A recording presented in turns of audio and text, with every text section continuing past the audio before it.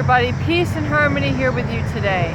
How to really piss off a narcissist or a psychopath.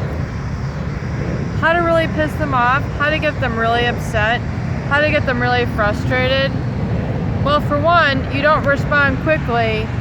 If you don't respond quickly to their demands, they're going to get pissed off. If you don't comply with their demands, they're going to get pissed off. If you speak up about what you want, they're going to get pissed off. They're not going to want to listen. They're not going to want to hear you out. They are going to get pissed off. They're not necessarily going to get so pissed off if you go into a banter and battle because you're feeding into their supply.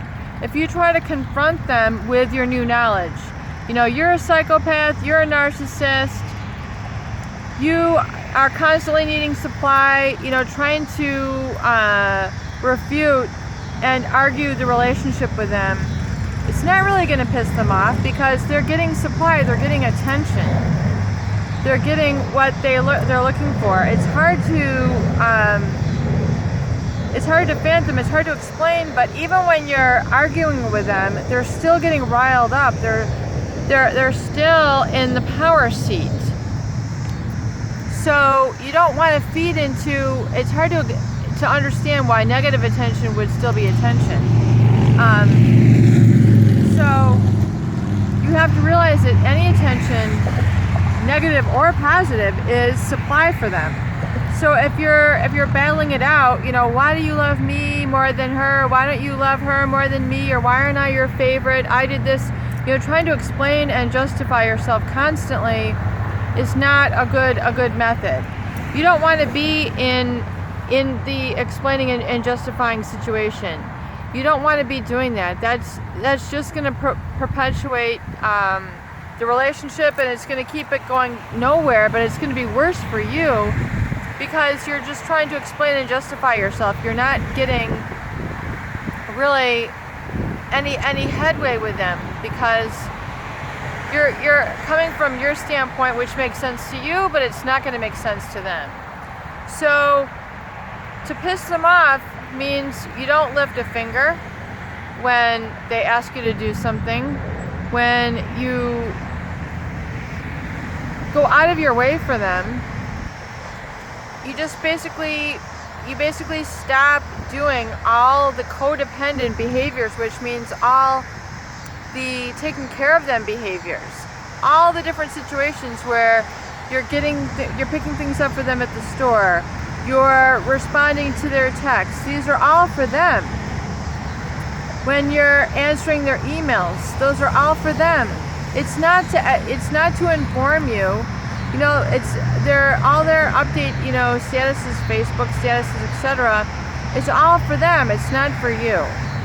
So you piss them off by not responding, by being indifferent, by not being caring, by not being impressed. You don't tell them that you're not impressed, but it's just like, okay, you've got another gig, you have another situation, you have another crisis. I'm not falling over for it now. I'm not tripping over myself to try to come and help you. I'm no longer going out of my way, sacrificing what I need to do in my life for you. I've already done that for X, Y, Z years. You don't have to explain it to them again. Do not explain and justify yourself. Have a sort of understanding that you no longer need to take care of them in the way that you thought. You're not responsible for their evolution. You're not responsible for their well-being. They are adults. They are responsible for their own wellness, their own well-being.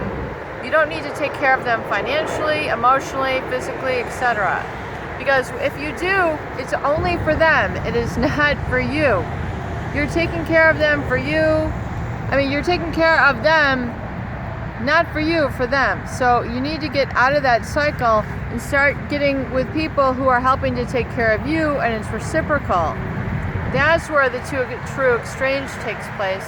That's where true relationships take place. That's where true well-being takes place, and that's where you grow as a person. And that at first will seem like a challenge. That will seem new. That will seem different. That will seem uncomfortable.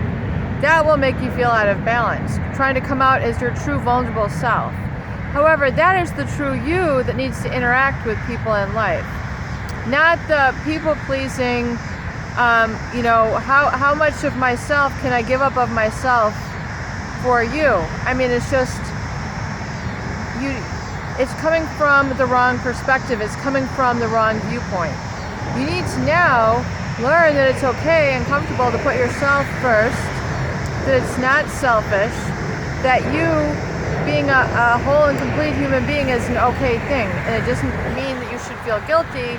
It's because from your strength, you can truly interact with others and help others coming from a position of strength versus from weakness. So peace and harmony here with you here today. I hope this video helps.